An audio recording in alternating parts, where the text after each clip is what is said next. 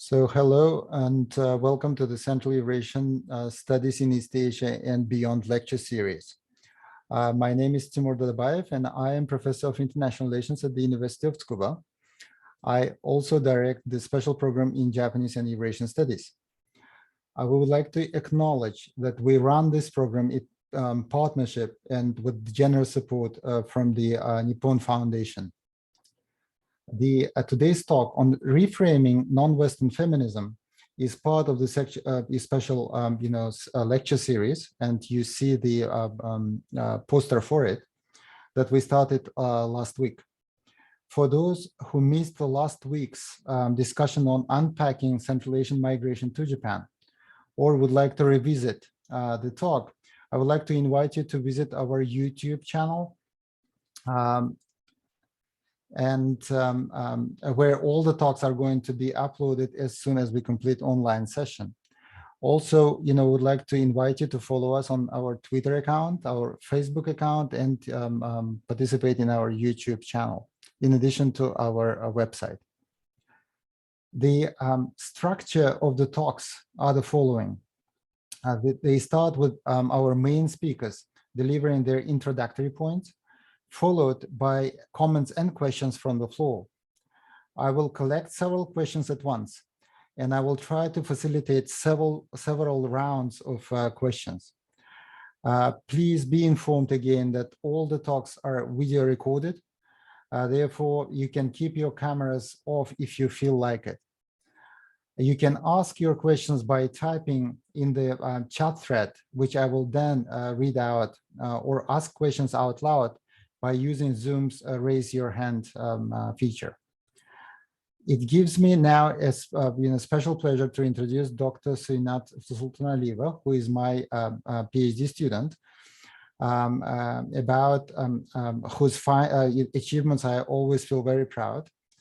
Syinat received her PhD from the special program in Japanese and Eurasian Studies at the University of Tsukuba as a MEX scholar, as a Japanese government scholar, and is currently working as a researcher for Human Rights Watch. Prior to joining Human Rights Watch, she has worked extensively on LGBTI issues and sex workers' rights in Central Asia. Her book on the narratives of Kyrgyzstani women's rights activists will be published by Palgrave this year, and we certainly hope to be able to organize a separate event for the launch of the book. So without further ado, I would like to invite Syinat to deliver her introductory points, and then we can go into the questions and answers. Syinat, welcome back to the program. The floor is yours. Thank you so much, Professor. So before I start, I just want to briefly express my gratitude to the Nippon Foundation and to my home program, the special program Japanese and Eurasian Studies, for hosting me here and inviting me to be part of this series of lectures and discussions. And yes, I'm really happy to be here and to see so many familiar names here. So I'll start with. Syinat, if you can speak a bit louder. Maybe I move closer. So is this better? Yeah, this sounds better. Yeah, thank you. Okay, so I am sharing now the PowerPoint. Does everybody see it? Yes, we can see it, yes. So let's see. Okay, here we go. So that's the title of my presentation today, and that's based, the title is Reframing of Non-Western Feminisms, Nomadity of Being in the Narratives of Kyrgyzstani Women's Rights Activists. And that's, I'm presenting this research on the basis of a dissertation that I have written under Professor Dadabaev's supervision. Back when I was part of the program, special program in Japanese and Eurasian Studies at the University of Tsukuba. And that's also the basis for the upcoming book this year. So I'll just go ahead. By way of introduction, I will just provide a little bit of a context into the study and why I had taken on the study, that, basically the rationale in a way. So feminisms in non-Western contexts have been critiqued from a post-colonial point of view for their degree of dependence on Western feminist thought and practices, sort of becoming like watered down copies of Western originals because of, or as a result of intellectual mimicry. This sounds, I'm starting specifically with this because it's quite a incendiary comment, I guess, in a sense, for many feminists or feminist theoreticians who might be Syinat, present here.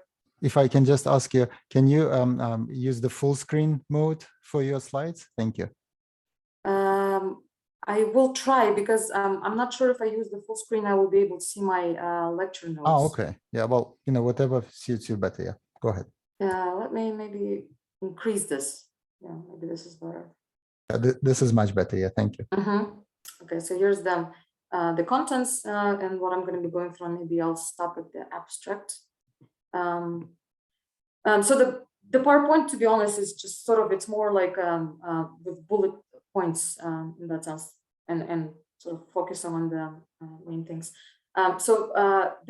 The dissertation or my research was focused on studying how women's rights activism develops in so-called unimportant localities on the basis of a complex intertwining of multiple agencies, socio-political factors, histories of neo-colonial relations, which complicates the simplified picture of Western feminism, colonizing the non-Western feminisms, which we often see, described or developed by post-colonial critiques of feminism. So the goal of this research was based on the analysis of narratives of 78 Kyrgyzstani women's rights activists received via 28 deep structured interviews and 13 focus groups to propose ways in which non-Western feminisms may be reframed out of the existential crisis of coloniality of being and towards a more productive framework. And I will, of course, unpack what I mean by the existential crisis of coloniality of being and what I think could be a productive framework. This is where. As I was mentioning, the feminisms have been critiqued in non-Western contexts. At the same time, the image of a third world woman in the Western women's rights agenda remains uniform, dominated, and I think this is very key here, by a developmentalist logic, which is also in its turn informed by a paternalistic attitude towards non-Western women and their plight in non-Western countries, sometimes openly appealing to the civilizing and protective role that the Western democracies must carry with regards to women elsewhere. Of course, feminist theories are rethinking this approach for quite a while, but this has not quite trickled down into the practice of feminism on the global arena due to the development and aid programs which carry on promoting this educational and enlightening approach from the developed to the developing world, so to speak. And this situation is further complicated by the fact that many non-Western countries are dependent on these aid programs as are women engaged in activism, because these programs are, in most cases, the sole providers of funding for the rights movements in majority of the non-Western countries or countries of the global South, global East, we could say. So these development programs can be seen as a practical example of continued coloniality today. And just for those who might not be aware of what I'm talking about or what I mean by coloniality, there will be a section further on where I'm talking about coloniality and which theoretical framework I'm basing this on. But yeah, so these development programs can be seen as a practical example of continued coloniality, which itself is a result of unfinished decolonization as a political, epistemological, and economic project of liberation from the late 1950s and onwards. It is expressed in a coloniality of power, knowledge, gender, resulting in quote unquote coloniality of being, all working towards sustaining the dominance of global North, where the global South remains in the position of perpetual subalternity. So this is sort of a brief introduction or maybe a teaser into the theoretical framework that informed my research, which, as you may have guessed, is I'm at the same time I'm basing in post-colonial and decolonial theory, but at the same time I'm also trying to be open-minded and critical towards it, with the aim of strengthening it. So the theoretical sort of contribution that I develop in my research is an contribution into post-colonial theory. Terms that are widely used in development discourse, like developed, developing, third world, are themselves a language of differentiation, where development is understood only in terms of similarity to the countries of the global north and west through a number of criteria.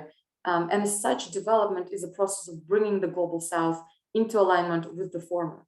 And it is important here to remember that there is no single center of coloniality, though, but rather several nexuses, all with different levels of power and influence. And one way of looking at these levels is the world systems theory that differentiates between core, semi-periphery, and periphery countries. And that's a theory by Immanuel Wallerstein.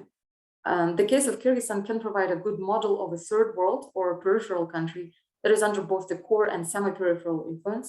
In terms of decolonial theory, as a third world country, it is under the coloniality of the global north as a dominant empire, and Russia as the secondary empire, which itself is subordinate to European colonial. This might be a little difficult here. But Kyrgyzstan is often considered to have been double colonized, first by the Russian Empire and the Soviet Union, and later in the post-Soviet time by the neoliberal globalization order that came after the collapse of the Soviet Union. Throughout its history of engagement with these external actors, the wider region of Central Asia, or Turkestan, has experienced a colonialistic meddling in a number of areas, like religion. And this topic has been widely and very comprehensively covered by Professor Dadabaev's work. For example, his book from 2016, Identity and Memory in Post-Soviet Central Asia, Uzbekistan, Soviet Past. So another similar area to this is the prevailing gender order or gender regime. That's where Central Asia had experienced this colonialistic meddling, which first experienced simultaneous exotification and barbarization during the Russian Tsarist rule, then completely was upheaved during the Soviet times with the Hujum campaign, focused on forced deveiling in some parts of Central Asia, and in other parts of Central Asia, like Kyrgyzstan and Kazakhstan, for example, it was more about forced education of women and girls and entry of women into the workforce. And more on that can be read in Professor Timur Dadabaev's article on politics of gender and the Soviet paradox. And finally, following independence from the Soviet Union, the gender regimes in Central Asia and in Kyrgyzstan, the regime was caught between retraditionalization in the 90s and subjection to development agenda-based gender equality mainstreaming that was brought about by donor agencies or aid agencies, which have resulted in today's extreme division in the public discourse on whether one supports feminist ideas or not. However, all is not so simple as to be explained away in terms of coloniality. While examples of enforcing outside gender norms all have factual evidence, like I've briefly sort of touched upon above, there's also evidence that there was agency on the ground among both women and men in all periods. For example, even before the Soviet Union, there was a movement of Jadidism, mostly working on Uzbekistan and Tajikistan, as well as Alashorda, which were more prominent in Kazakhstan, both of which had already started working towards greater gender equality, perhaps in a different way than what we're used to, but nevertheless. Then during the Soviet Union, many of the emancipation goals and objectives were wholeheartedly accepted and championed by the locals, as opposed to the anti-Soviet rhetoric of human tragedy and constant suffering of Soviet citizens that we read a lot, right, especially in Central Asia. All of this indicates that while coloniality of gender and power may exist, they may not be as totalitarian and unidirectional as post-colonial theory describes it. Nomadity of being, thus, is a concept I have developed as a potential antithesis to that of coloniality of being, which I find unconstructive, and I will expand on that later, as I mentioned. The concept of nomadity of being helps to see the historiography of feminist activism in Kyrgyzstan as one where foreign information and requirements, even forced ones like requirements by the donor agencies again, in exchange for the monies, right? You were supposed to this and that, are transformed into an amalgamation of the new and the old, alien and the native, like kurak, a quilted patchwork blanket made from scraps. Kurak feminism is feminism that is half donor commissioned, half learned through interactions, personal, media, academic professionals, unashamed of its borrowed nature, working towards its own purpose that is being developed as the blanket is being quilted at the same time. So weaving in elements from completely different and to a Western eye, incompatible approaches, Nomadity of being might pave the way towards Central Asian reframing of non-Western feminism.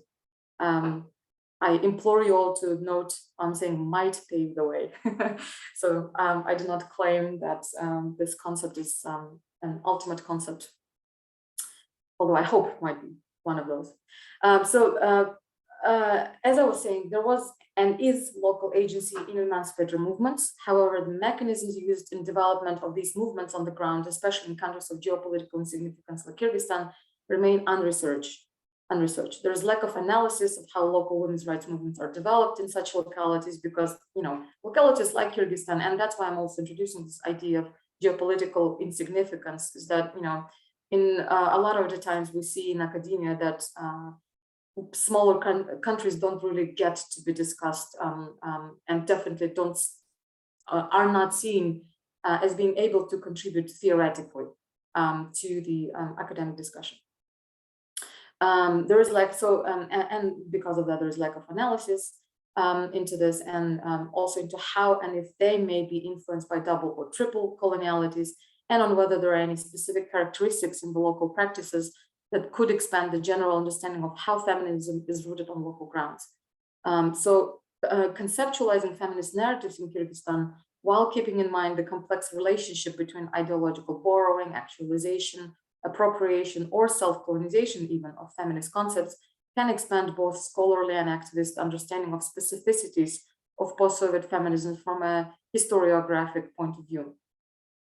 So my research as such calls for a de-grant narrativizing of theories and histories of feminism, giving due credit to local stories and nuances.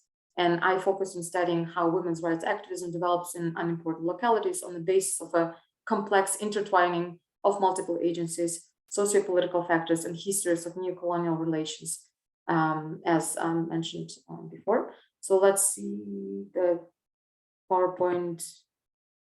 Yes, I think that's a little bit. And if anybody's interested, I could probably share my presentation later on.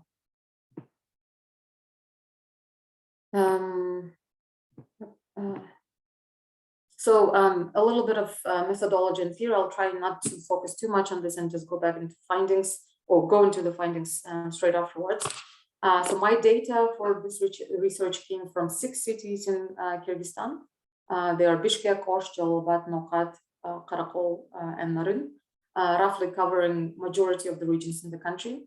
Number of respondents was 78, of which 28 gave individual interviews, and the rest were represented as parts of 14 focus groups. In addition to interviews, participant observations were used and notes were taken during the central feminist events in Kyrgyzstan, such as feminist marches of the 8th of March in Bishkek in 2017, 18, and 19.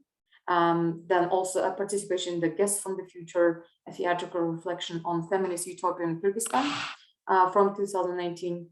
And it might be a good point here to note, and maybe some of the people who are aware of the feminist sort of situation or women's rights situation in Central Asia and specifically in Kyrgyzstan might be aware that the feminist marches on the 8th of March, which is the International Day for Women's Solidarity, or Women's Day, it depends, right, in which countries you are. So the feminist marches on this day have become the pinnacle of the discursive struggle between different actors within and without the women's rights movement in Kyrgyzstan, each year causing significant rifts in the public opinion on the issue of gender equality. And the worst, worst flare-up in this rift had happened in March 2020. So fieldwork notes from the 3 field trips that were made for this research were also included in the analysis. The methodology basically is focused on analyzing or looking at the life path of the interviewees. And focusing on the life path can be helpful in understanding how both macro history, societal level events like the collapse of the Soviet Union, for example, and microhistory, individual events such as a bright kidnapping experience or discrimination experience of a specific activist can converge to shape one's personal development. An analysis of narratives within gender studies and feminist theory can serve their purpose when used in conjunction with life past stories, I think, making it possible to look at structural elements that might arise from individual accounts. These structures then can be analyzed from the point of view of interpolation by the narratives that claim a greater or a universal position. So by looking at the stories we tell each other as feminist activists and scholars, it becomes possible to analytically deconstruct and reconstitute our knowledge and praxis bases with the name of decolonizing. So to aid in my research goals, I developed a critical analysis of both the post-colonial and decolonial options. The concept of coloniality, which is the logic under all forms of colonialism since the 1500s and its shaping of the history of Eurocentric modernity, is key to this research. As part of the modernity/coloniality dyad, where coloniality is seen as a dark side of modernity. Without coloniality, there would not have been modernity as we recognize it today with its globalization and capitalism. While technically colonialism is over, its effects remain, resulting in a coloniality of power, knowledge, and ultimately coloniality of being. Let's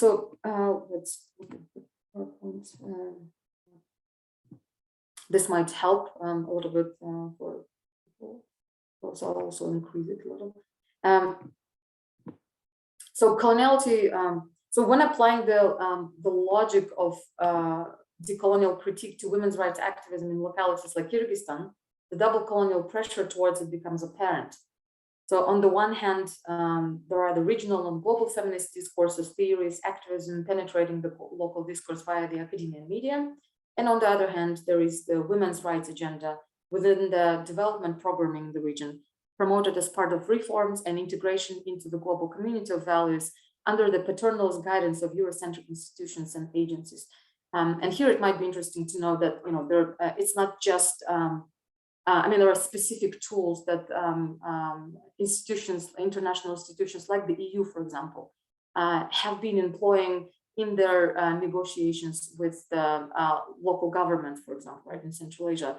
And an example of these kind of tools is the GSP Plus process, for example, and it's a process of signing preferential trade agreements.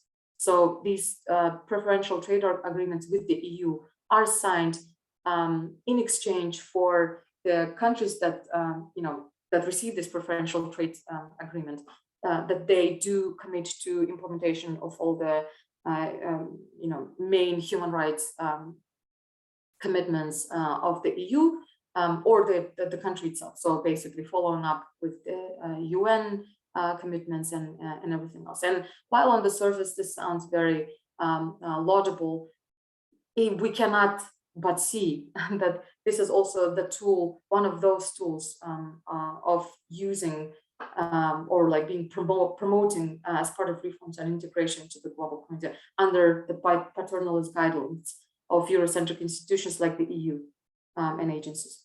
The conceptual apparatus of feminist theory, as well as waves of feminism, are representatives of the historical development of women's emancipation within the Euro-American context, are applied also as fundamental throughout the world in localities both big and small. And that's also something that I express my disconcert with. Yes. So from here on, I will go on into the findings now.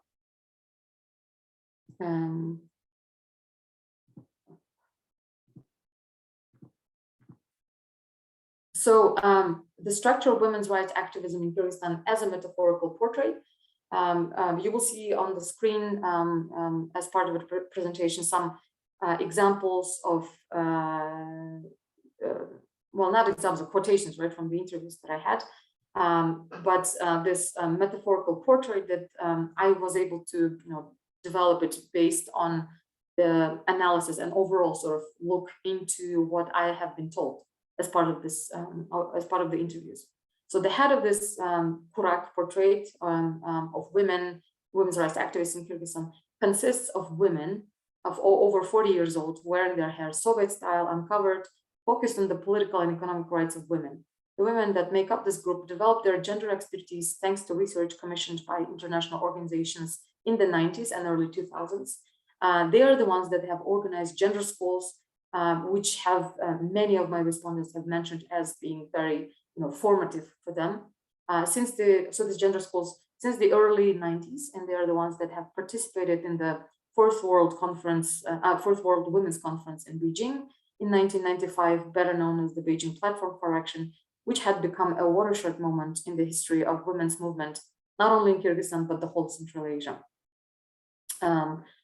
So following the Beijing conference, the number of women's NGOs in Kyrgyzstan doubled, all of which collectively can be identified as the first wave, so-called first wave of women's rights activism in Kyrgyzstan. And here I don't mean to confuse anyone, so it's not the waves as we are used to in the global sense of this word, but the first wave, specifically women's rights activism in Kyrgyzstan, so the wave that was in the 90s. So although many of them have since parted ways with each other and have established separate NGOs, think tanks, or research agencies nowadays, they're still active on the women's rights scene in Kyrgyzstan, and seemingly exempt from the feminist burnout. The torso of this portrait is made of women's rights activists that work in the rural areas, in the regional cities and towns, in villages and small localities. They are the ones that run for local elections and have started winning against their male competitors. They are the women that spearhead rural initiatives against domestic violence or economic rights of women. They're strong local women that attribute their strengths and success to their husbands, which enrages some younger researchers and activists who want to teach them to love and accept themselves more. But the women that make up the torso are certain that segregation and excessive focus on women versus men cannot bring the desired changes and will only wreak havoc into any advancement that has been made in women's rights in the country. They sincerely actually believe in the value of marriage and family, in keeping up the long-held traditions of their people, and in ensuring their peaceful coexistence with women's freedoms. So that's the torso of this portrait, let's say. The grassroots feminist initiatives make up the legs of this portrait. Those are the initiatives that work with stigmatized groups like LGBT, sex workers, drug users, girls and women with disabilities, or initiatives of young feminist girl activists who self-organize with or without external funding or support, either online or in real time. A lot of them can also be lone activists, not representing any groups or organizations, openly agreeing and disagreeing with each other and others. Activists representing the legs of the portrait are the ones that make up the bulk of the feminist or women's rights marches in the country, carrying posters with radical and provocative slogans that cause backlash in society, but also quiet admiration in the hearts of women and men alike. Their numbers are small, but they're growing. They run fast, but they can also spend long hours in the district police offices where they are detained for exercising their constitutional right to freedom of assembly and freedom of expression.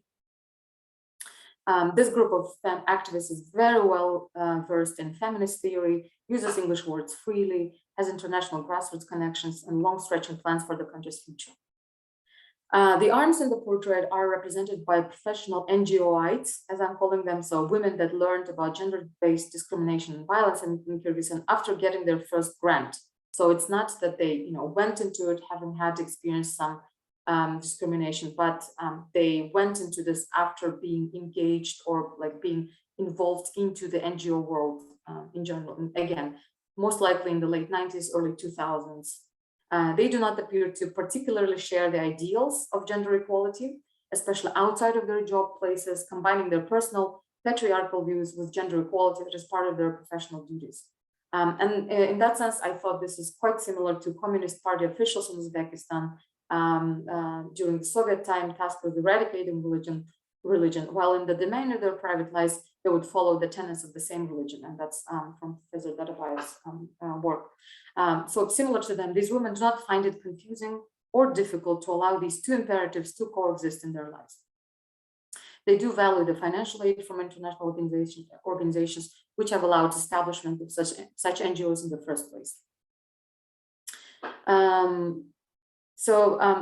To establish their organizations, the different parts of this giant portrait mentioned learning about the work of NGOs at trainings that were being organized around the time by international organizations and then establishing their own.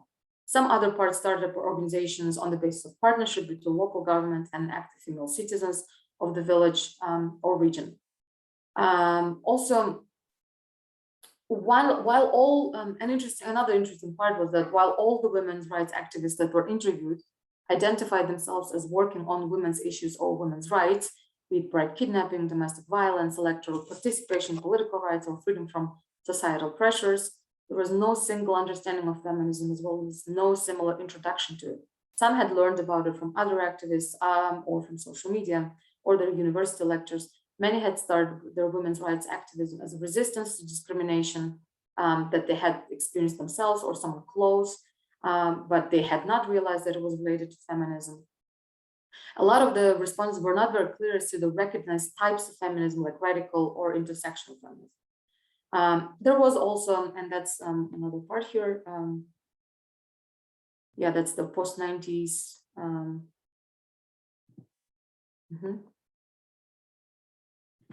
There was also a visible core periphery direction in knowledge transfer, the tactics and strategies, but no centralized hierarchy, only traceable during conferences or national conventions organized in the so-called core, which is Bishkek, by women activists that make up the head of the portrait. Women from the peripheries, mainly from the torso part of the portrait, traveled with pleasure, learned from trainings, but they only took what would be relevant within their context back home. The head activists in Bishkek, that so-called head, right, of the portrait, they indicated that they were aware of all local issues and could provide technical supports to organizations and activists there, but they seemed to lack awareness of local entanglements, and on the contrary, were confident that it was in their remit to tackle stereotypes and fight harmful traditions without consulting the locals. It is clear that activists residing outside the capital and making up the torso are more loaded with household chores, family services, hierarchical relationships between, kaynana kelin, and those are like in-law kind of relationships. Although many women identified as practicing Muslim women, reciting prayers, fasting, almost all of the respondents were concerned about the radicalization of Islam as one of the most difficult challenges in society today. In the local areas where they live. According to them, over the past 10 years, the status of women in religions have been deteriorating, and women do not feel free and safe. Another finding was that the 2010 interethnic conflict in the South, for example, had its impact. It was voiced by quite a few of the respondents in the southern part of the country. So the topic did slip into the conversation, but actors tried not to touch it.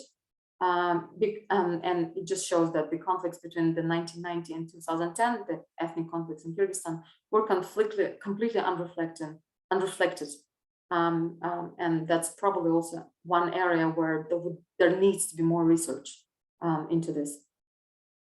So, however, all of these parts of this portrait were, remained interconnected. They reached out to each other for support, visiting each other's offices. When asked how many other women's rights groups they knew, an overwhelming majority of respondents listed up to 30 different NGOs and activists from the different regions of Kyrgyzstan. Another thing, there was also a clear division between grassroots organizations, which make up the legs, and mainstream organizations, which make up the head and arms, and sometimes the torso. Where the first ones, so the grassroots organizations, work with groups that are represented in the staff and leadership of such organization. The second ones couldn't claim that. So the representatives of their beneficiary groups, so to speak, were not represented in the leadership of these organizations. Many respondents from these mainstream organizations also reflected on the righteousness of their work, possibly unaware of the selectiveness of their approach, using words like poor women, dignified women, or dostoyные женщины. And this is very clearly articulated when respondents from this group were referring to the 8th of March protests, saying that, or differentiating between the different kinds of women, and some of them kind of referring to the fact that some of them probably deserve the kind of backlash that they received, or kind of discrimination that they received. There's also an example, so like this kind of, at the same time, this kind of dissing, I will call, on each other is an example of what one of the actors from the legs part of the portrait called the specifics of Kyrgyz feminism, is its openness and frankness. Although in Kyrgyzstan women are oppressed by patriarchal standards of society and state, they're able to exercise a lot more freedom of opinion expression compared to Europe. It could have had something to do with the widespread culture of political correctness in Europe, which keeps many from voicing their opinions openly. I'm not sure, so this is just sort of conjecture on my part at this stage. But this is different from the culture of communication in Kyrgyzstan, according to my respondents, who think that activists are more often frank about their opinions of each other, but they're also quick to support each other during times of crisis. Like when the Conservative Parliament of Kyrgyzstan initiated the foreign agents draft law that would limit and control the activities of NGOs, or the homosexual propaganda draft law that was the exact replica of the Russian law from 2013. In both cases, all the different parts of this giant portrait represented different groups of women's rights activists, often with opposing views and strategies. They still came together to stand up against these authoritarian and discriminatory draft laws. And in both cases, they prevailed, so far at least. So that's a little bit about the findings. And then I will try to just really briefly in the next maybe 5 minutes to kind of apply my concept of nomadity into the findings. But I think also before that, it's a very important thing for me to know that my own positionality as a researcher, right? Because it did influence the whole process of theorizing for me in this research, because it was the coloniality of being in me, which was the reason that I, as a researcher, was initially disappointed with the results of my field research, with what I was hearing my respondents say when answering my questions. I was kind of expecting them to present this picture of a feminist struggle in the face of oppressive patriarchy, to hear stories of heroic opposition, of self-sacrifice, going against the order of things in Kyrgyzstan society. I was expecting to see these lone female warriors standing up proudly for their bodily autonomy, like in some remote village in Kyrgyzstan, for their economic and political independence, for their right to be different from others. I wanted to see this united front, right? Because this is how a feminist was painted for me throughout books, stories, movies, and countless articles on feminism that I devoured in my own time. And certainly this portrait of a feminist, however widespread and influential it might be, cannot be the only one, but it was in my mind at the time. And the stories of women's rights activists on the ground in the rural areas of Kyrgyzstan were kind of, painting a different picture, one that was equal parts prosaic and intriguing. And one that in being so stands in stark contrast with this sort of romanticized image of a feminist. But only in the eyes of hybridized post-colonial creatures such as myself, native to Kyrgyzstan, but educated in the Western academic tradition, so sort of half there, half here. And for such ideologically inclined, such as myself, let's say, the stories of women's creative manipulation, negotiation, and strategizing in the context of Kyrgyzstani society sounded almost cynical and mercantile. However, upon deeper analysis, this reaction can be understood as a reflection of coloniality of being, in a sense. Because according to this, any activism must be done purely out of altruistic motives, unpaid, logical, in the straight vector teleology, from archaic traditionalism of unmodern societies to the progressive and ideal enlightenment of Western modernity. And the stories in Kyrgyzstan provided different, kind of, again, like I said, a different picture for someone willing to step outside this analytical framework. And it's a story, or like it's a painting that gives hope, as I think as it diminishes the problematics of both the post-colonial and decolonial theories, which are inevitable, like it's very unproductive in that sense, and made useful. So it's nomadity of being is a productive force that provides a way out of the postmodern condition of this oppressive hopelessness of, yes, everything is colonialized, so our whole being is colonialized. It takes what it likes from global feminism and neoliberalism, a process that could be even described as plagiarism or appropriation, and forgets to attribute, forgets where it got it from, as the board becomes a part of the living and breathing kind of a bricolage, a kurak. And kurak is this traditional patchwork, and I think many countries in Central Asia have the same patchwork kind of tradition, kurak, in many countries around the world, actually. Of course, when I'm talking about nomadity of being, I'm always aware of how the academic or the intellectual discourse might be critical, right? And there are critiques and also feminist critiques that say that, you know, the referencing of the glorious quote unquote nomadic past of Central Asia is kind of, you know, romanticizing the past and not factual. But at the same time, I feel that this accusation, you know, also is stemming from this European zero-point epistemology, which takes, you know, the European mode of thinking and mentality as the 0 point, right? As the 0 point for origination of everything that's neutral and that's supposed to be good. The value judgment of such referencing as not factual or romanticizing is founded on the basics of this European epistemology, which requires objective and quantifiable data, not symbols and emotions. So only referencing my nomadic roots would not have been accepted in the global knowledge production system without the founding of my conceptualization on the shoulders of giants such as Deleuze and Guattari and Rosi Braidotti, who all had written in one or another way about, you know, nomadism or nomadity, in a sense. So I did kind of, in my development of the nomadity of being as a concept, base myself on their shoulders. I don't have any resentment, however, for this, as this fits exactly with my conceptualization of nomadity of being. What matters is that this idea can respond to local needs, and I have used, you know, sort of this wider concept to apply it to a local context and to develop it further.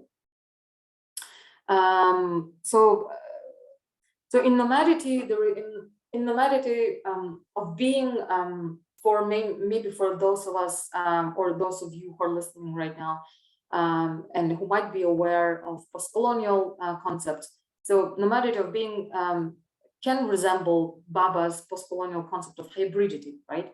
However, this is, I believe, is a false resemblance due to the inherence of an unconscious resistance to colonial influence in the idea of hybridity. So this idea of hybridity presupposes that, you know, that when there is colonial influence, there is an unconscious resistance to it. Following Foucault, Baba argues that, you know, resistance is by definition present where there is power, right? Where there is any kind of overpowering, we could say. In the nomadity of being, though, there is no resistance. There is pragmatic absorption without interest as to the geopolitics of the knowledge.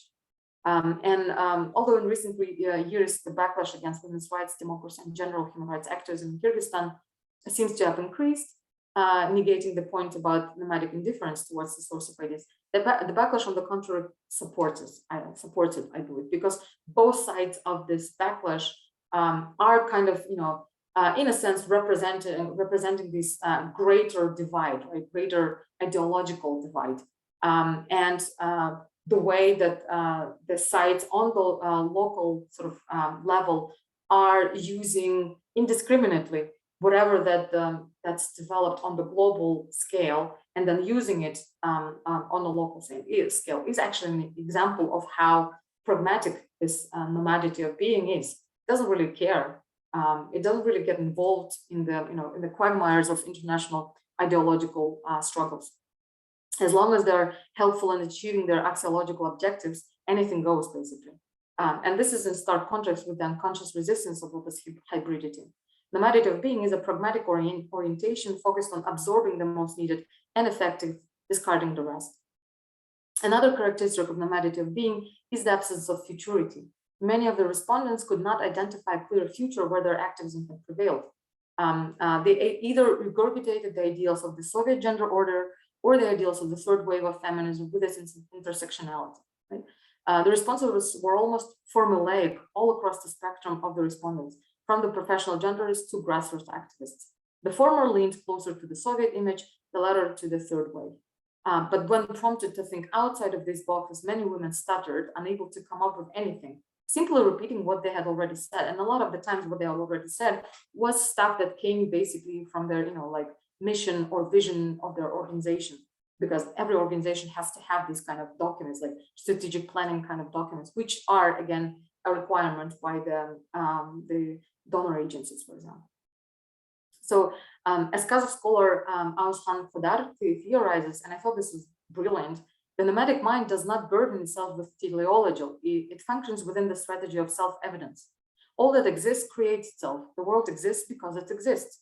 Following this logic, there is no need to try and understand the initial roots, as well as to try and predict the end state of the process.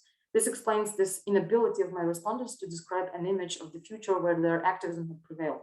It was not so much a matter of not knowing what their goals and objectives are as activists. On the contrary, the reciting of these, from their mission documents and brochures was the most common response. But when pressed further, they would come up again, like I mentioned, with these images that were already created. They could not translate them into the lives on the ground in Kyrgyzstan. So here's an example of a dialogue that I would have, like how exactly would life change if female presidents would become the norm in Kyrgyzstan? The answer would be women would have more rights and more equality with men. But how would you know this was happening? What are the examples? And the answer would be, oh, women would just be happy. There was a visible discomfort at the necessity to rationalize and especially to visualize this. So this is an example of what does not yet exist, does not exist. And like an example of this nomadity of thinking in a sense. Maybe I'll just stop here for a little while because I can just go on and on about nomadity of being, and I could probably respond to some of the questions there. Okay, thank you very much. This is indeed very fascinating, and it provides us a lot of traits that we can dig into a little bit more. Now, I would like to invite everyone to ask any questions or provide any comments. I just would like you to keep your comments and questions short so that we have give opportunity to our speaker to explain her position a bit more. Now, any questions or comments, you can provide them now. Sabina, go ahead. Thank you so much, Syinat, for this fantastic presentation. You mentioned that liberal feminist activism in developing countries is often dependent on aid from the West. But at the same time, we know that Kyrgyzstan faces this re-traditionalization and re-Islamization of social life. So who are the actors that push forward this non-Western feminism? Thank you. Thank you very much. Let me collect a few more questions, and then maybe Syinat can answer all of them at once. If I can use this privilege of chairing this session, can I ask you, Syinat, what, in your view, what is the state of the art in terms of the academic inquiry into this non-Western feminism in Central Asia? Do you find any works which are reflective of your ideas, or do you feel that the gender studies in Central Asia are still lacking behind in terms of acknowledging this important aspect that you're emphasizing? Thank you. Now, any further questions from the floor or any comments? Yes, if I may. Nafisa, go ahead. Thank you, Syinat, for your presentation. I have a pretty short question. We've actually talked about it briefly before, but I want you to explain it in more detail. Is there a dialogue between the Western and non-Western feminists within the context of Kyrgyzstani feminist movement? And what is the sort of overall relationship between those feminists and people involved in those movements? Thank you. Okay, thank you very much. Let me stop here for now. I will go into another round of questions, after Syinat answers these three. Syinat, go ahead. Thank you so much for these questions. So maybe I could start with Professor Dadabaev's question, the state of the art. Honestly, it looks like actually that there seems to be a lot more interest into looking into the gender studies or gender equality issues, and specifically from a theoretical point of view. This seems to be growing in Central Asia, in Kyrgyzstan as well, and especially engagement that's based on critical theory, on post-colonial, decolonial theory. But I don't know of anything that has been published yet. I just know of the works that are in the process of development right now, or as a paper or perhaps as a PhD dissertation or something like that. So I think maybe in the next few years we will see this kind of blooming in the sense, I would say. And that really makes me happy because it's great to be in the cohort of people who are kind of looking into this.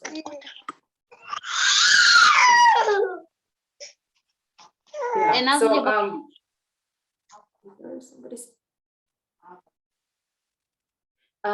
Sabina, thank you so much for your question. So the question was, liberal feminist activism is dependent on aid, there's retraditionalization at the same time, but who are the actors pushing for the non-Western feminism, right? Was the question. Yeah. Mm-hmm.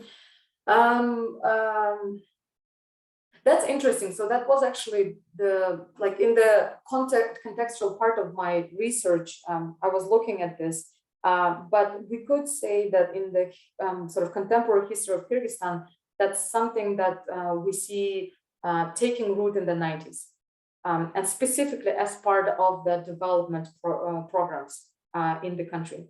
I'm not, however, saying that this was just that it was, like foreigners came in and they were saying, yeah, here's money and you guys can do whatever you want, but make sure that women's rights are there. It wasn't like that. Of course, there has been sort of local interest in this as well, but the 90s are generally a very interesting point in time in the history of Central Asia, I think. The post-Soviet, the immediate sort of aftermath of the collapse of the Soviet Union. So quite a few things kind of happened at the same time, or like they kind of probably reinforced each other. So there was, of course, the introduction of development programs, aid programs in the country. Then there was also the fact that we were seeing this retraditionalization, which resulted in literally that in the first year from the collapse of Soviet Union, a lot of the women kind of lost their jobs, not because they were kicked out, though. However, it's also it's nuanced that many of these jobs just became kind of unlivable. They wouldn't provide the living wage for women, and then the sectors of the economy that did provide good money for living, they were more again dominated by men. So women had to find some ways.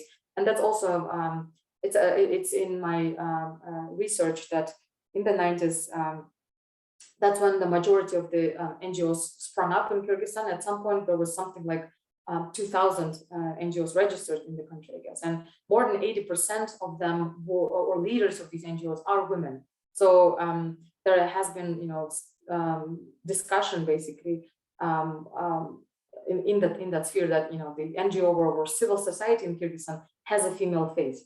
So I think that's that probably in response to a question that was pushed by different sides, by women who are in the NGOs themselves, who went into this in the 90s, but at the same time there was this kind of God, what's the word?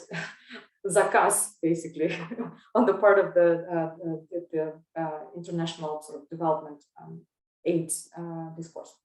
And Nafisa, thank you also for your question. So the dialogue between Western and non-Western feminisms, I would say that there is dialogue and it's growing in the recent years, but to be honest, the quality, it's more like, if we're looking at it, and again, I would say that's my personal opinion as a researcher, right, in that sense.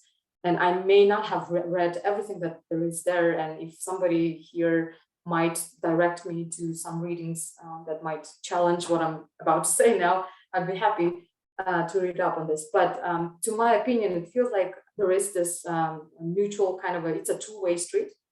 The only difference being that one part of that two-way street is way more populated with cars and with information that's flowing towards this one direction, whereas from the other it's just like a trickle kind of a situation we see. And what I mean is basically metaphorically, we have a lot of information coming from the Western global North kind of area, which is taking on itself also this task of critically analyzing and being critically aware of its own self, and how they might be being colonialistic, or how they might be perpetuating this post-colonial or the coloniality of being in the other countries. But at the same time, it is very much dominated by themselves again, whereas there is a lot less of the traffic coming in from countries like ours, for example, towards the global, right? And I think that is a problematic issue. Thank you very much. Now we have one question from Nazgul Abalova in our chat. So the question is, I have a simple question. Do you know any other feminist Kyrgyz writer who you can refer in your research? Because I've never heard about these writers, which is incredibly important question, because, well, these ideas, they need to be sort of placed in the wider sort of local body of knowledge. So, that would be one question to answer. Let me collect a few more, and then I'll give you the floor. But, just to follow up on kind of clarification, that you referred to, it seems to me that, there is this governmental developmental agenda to empower, and to sort of improve the imbalance in gender. And there is this, the NGO community, also both international and local, working in respect to that. But do you see the difference in the discourses, or do you see perhaps the differences in the way the discourses are used in their practical actions? Because it seems to me that if everyone is talking about the same kind of sort of issue, but the outcome is different, it is a bit strange in a sense. So it would be nice if you could provide a little bit more discussion on that. And the very basic fundamental question that I had, you've chosen this topic of reframing non-Western feminism. And in my mind, it works a bit differently. I thought it would be reframing Western feminism. And so I'm just wondering, do you attribute a particular meaning to the reframing of non-Western feminism as a subject matter which is different from importance of reframing Western feminism? Because there is issue of looking and adapting Western feminism to local conditions as well. So I'm just wondering how that works in your mind, because I think both subjects actually have rights to exist. It's just the question of why you're emphasizing this subject more than the subject of reframing Western feminism as a point of inquiry. Now, from the floor, from the audience, any comments or maybe questions in addition to that? So I have, okay. Josko, would you like to write your question, or would you like to? Hello. Please go ahead. Hello, thank you, Dr. Sultanalieva, for your really interesting talk, and hello from Yokohama. So my question is not really a question, it's much more a comment, because I'm quite new to this topic, but I'm really interested. So I was doing some research, and in my home country, in Germany, the media especially, this is what I'm putting a focus on, was always really like monotonous when it comes to Kyrgyz women's rights, and all they were reporting about were the famous bride kidnapping. But recently, the 3-4 last years, you can see a big change, and that means that they show Kyrgyz women supporting other women in the country without being kind of influenced or supported by Western organizations or stakeholders. And what I was also really surprised about was to see that many, like I think that was 3 or 4 Kyrgyz women I found living in Russia for work, who established like women's help groups using WhatsApp or other social media, and they have many hundreds of like followers or members who do some information exchange and talking about their experiences, either bad or good ones. And I was wondering if you, during your research, came across a kind of media landscape, a kind of narrative, and if this is also influenced by other countries, for instance, Russian media, because apparently there is a kind of stereotype against Kyrgyz women in Russia too, as far as I could kind of grasp and sense from my research. So I was wondering about the kind of popular, more like media side of this topic, if you have came across something. Thank you. Okay, thank you very much. Let me stop here. Sabina, I've seen your hand. Let me keep you for the next round. I'm pretty sure we'll have, the final round Okay. of this one. Syinat, please go ahead. Yep. Thank you so much. These are very interesting questions. So maybe I'll start with Nazgul's question, because I feel like the other questions kind of actually are related, at least in my mind. So about the other feminist Kyrgyz writers, I definitely can name quite a few. There is quite a few. Also from the different sort of generations, I think, of authors, specifically in Kyrgyzstan, and just a few names are Anara Moldosho, for example, Nara Ibrayeva, and others. Also it depends what kind of writing we're referring here, right? If we're talking about academic writing, then it's this one, then or Mahira Suyarikulova, or there's quite a few also young researchers who are writing on these topics, like Bugaim Satayeva, for example. But then there's also feminist writers who are not activists, who are actually activists, but who are not, let's say, in the academic world, or like who wouldn't be writing papers so much, and quite a few of those as well. And among them, I would probably single out Altyn Kapalova. She does a lot of feminist kind of writing or feminist storytelling in that sense. There's quite a lot, but the problem is that, and I think I'm also myself am guilty of this a little bit, and I will do better, I promise, in the future, of referencing our basically comrades, I guess, in the region. And the problem is that we don't often reference each other, and I think that is also part of the reason why this, this two-way traffic that I was talking about, right, between Western and non-Western feminisms is so thin on our part. But in my defense, and also in defense of all the other people who are still contributing at least something in this one way, like in this trickled kind of part of the discussion, or like this communication or dialogue between the different kinds of West feminisms, is that it is a lot more difficult and more complicated for academics from backgrounds like ours, from Central Asia, for example, right, to even gain entrance into this wider world of the global academic traffic, right, or the academic, ocean. I'm coming up with weird metaphors, I'm sorry about this, but why? Because like the entry kind of fees, I guess, or like not fees, maybe requirements are quite big, and not everybody is able to, first of all, be able to reflect these requirements in their writing. That's one thing. And among these kind of requirements, I'm talking about the necessity of writing in English, and also English that is recognized at this certain level. Also another requirement that's I think that's even probably more problematic or complicated in that sense, is the need to engage with already established authors, with authors already established in that in that world, basically in that discourse. So if you want to, as a newly aspiring researcher, if you want to be published, if you want to enter this big world of academia, you have to, in a sense, show that you are aware, you're acquainted with all these major writings and everything. And then it all kind of takes the time and the space in your writing from engaging with your local comrades, basically.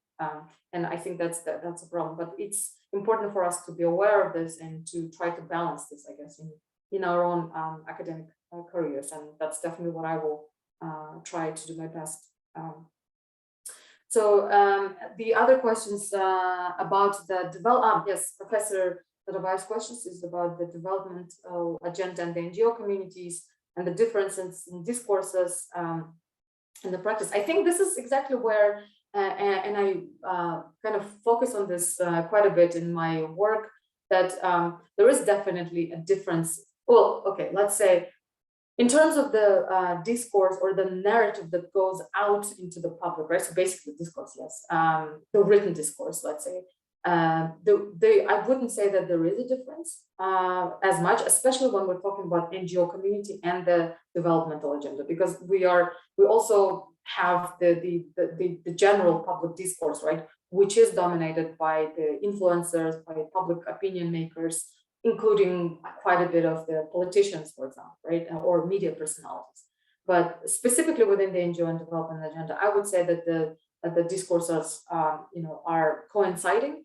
The only difference that I see there is that the NGO community does not always live by what they preach, I would say, I guess. And that's what I'm talking. That's what I mean when I mention that these professional NGOs, right, or professional genderists, let's say. And we do have these kind of women in Kyrgyzstan, and I'm pretty sure everywhere in Central Asia or in post-Soviet, anywhere actually where we have development kind of work being done in countries, right? There are these professional experts on gender, professional experts on religion or something else, and they are the ones who are able to speak the language of the development or like the donor agencies, let's say, right? And they will be the ones who are implementing these programs on the ground, on the local arena. But at the same time, they may not always personally agree with whatever they're preaching.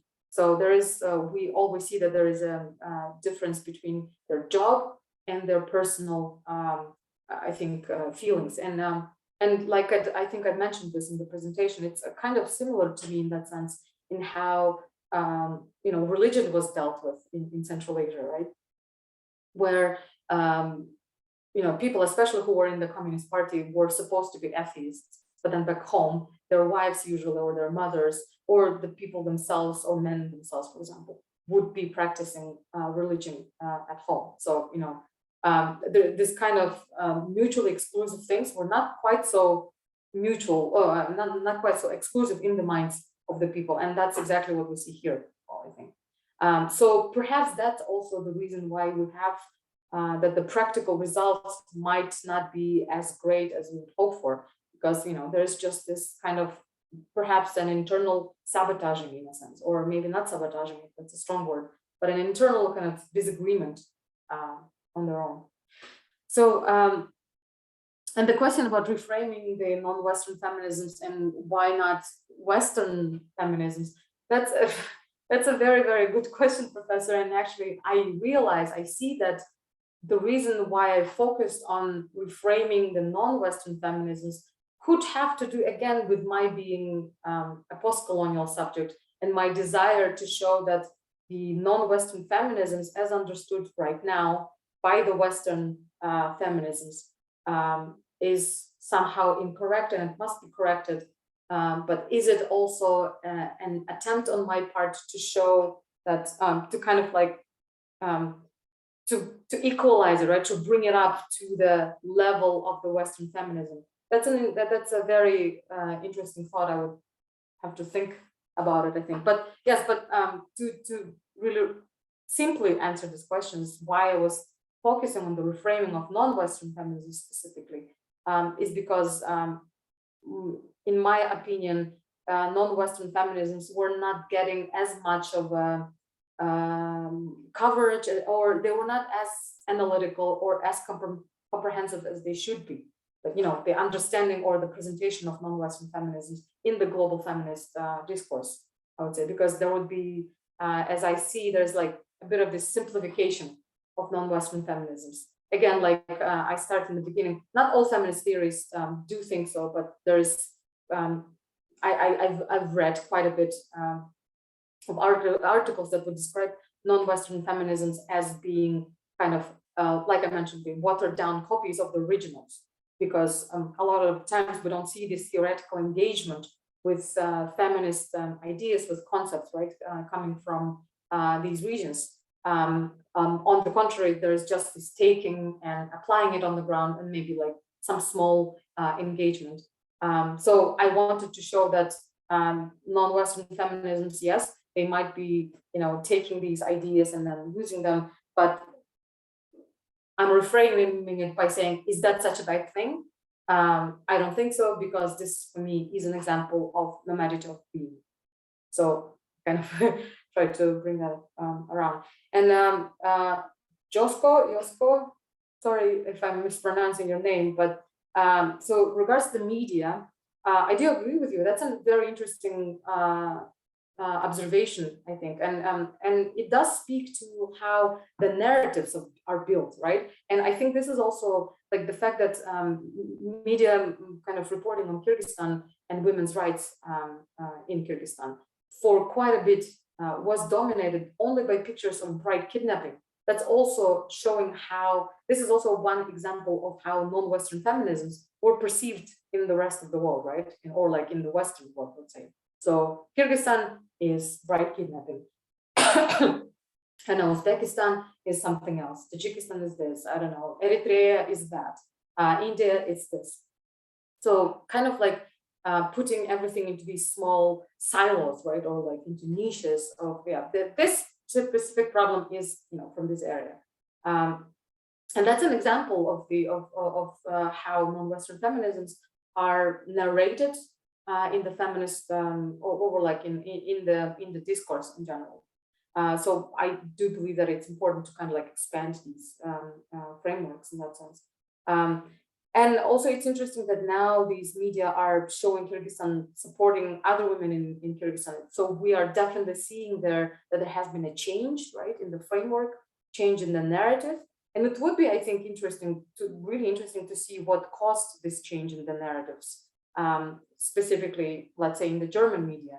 I mean, I wouldn't be able to say what it was, but it's definitely something that would be, I mean, or somebody would be, it would be interesting if they looked into this, into looking what causes these changes in the narratives, in the narrative structure, let's say, right, of what is women's rights and women's activism in which country. Thank you very much. Now let me pick the other question that Sabina wanted to ask. We have a few minutes. Sabina, go ahead.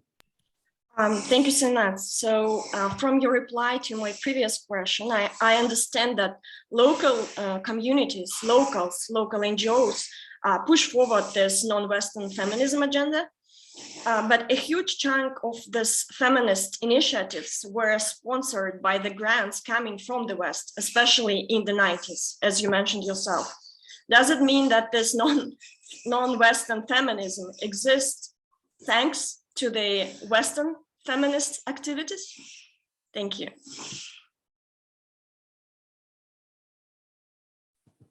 Go ahead, Syinat. Thank you so much, Sabina.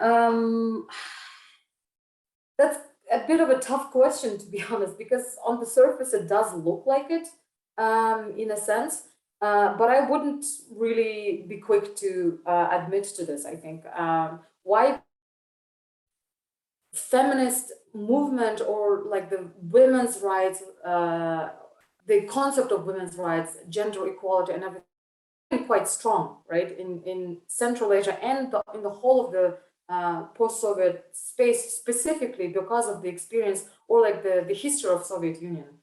And I didn't quite talk about this in my presentation, but I do talk about it. The Soviet regime and Soviet gender regime is the one that I feel kind of laid the grounds for these non-Western feminisms in Central Asia, for example, in Kyrgyzstan. The reason why women actually went into these NGOs and went into these gender schools that were initially organized by, let's say, USAID or some other developmental agency, right?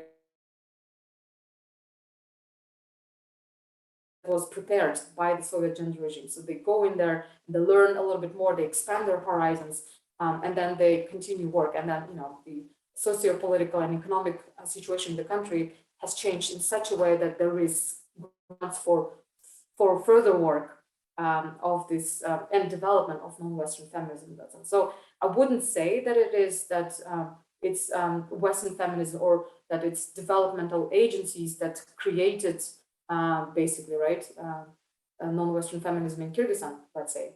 But it's more like it aided, I would say. Okay, thank you very much. Let me Syinat, can you hear us? I think we have some disruptions in the internet, but I would, since the time is almost up, I would like to thank Syinat, you're back. So thank you very much for this incredible talk and for the dates that you provided. We're looking forward to your book to be published this year.